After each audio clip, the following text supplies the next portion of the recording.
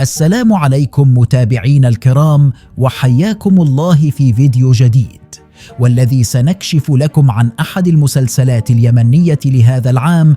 لكن لا تنسى لايك واشتراكا في قناة إدريس البريهي لنشر المزيد إن شاء الله، ومتابعتنا على فيسبوك وانستغرام وتيك توك.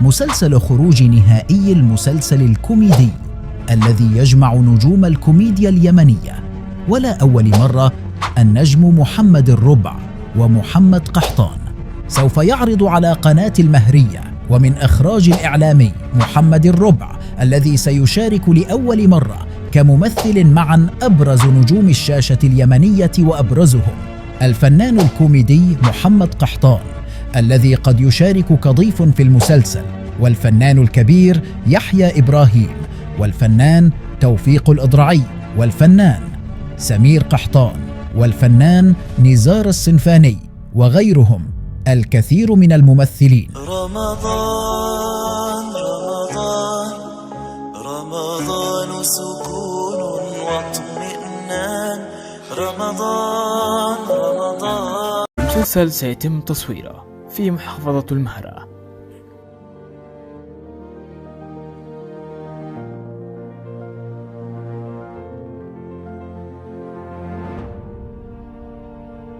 الفنان محمد قحطان حاليا وإلى الآن لا يوجد أي مسلسل رسمي سيكون من بطولته، وقد لا يشارك في أي مسلسل لهذا العام.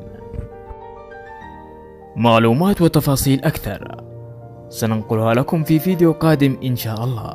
السلام عليكم ورحمة الله وبركاته، وحياكم الله متابعين الكرام في فيديو جديد، والذي سنكشف لكم تفاصيل جديدة لأحد المسلسلات اليمنية لهذا العام.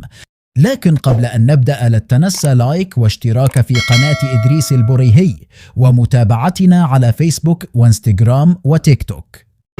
مسلسل قرية الوعل. هذا المسلسل بديل لمسلسل دكان جميلة. المسلسل من إخراج المخرج المصري معتز حسام، ومن إنتاج شركة النبيل التابعة لخالد المرولة، وسيعرض هذا المسلسل في القناة الجديدة قناة الجمهورية. وأما عن الممثلين المشاركين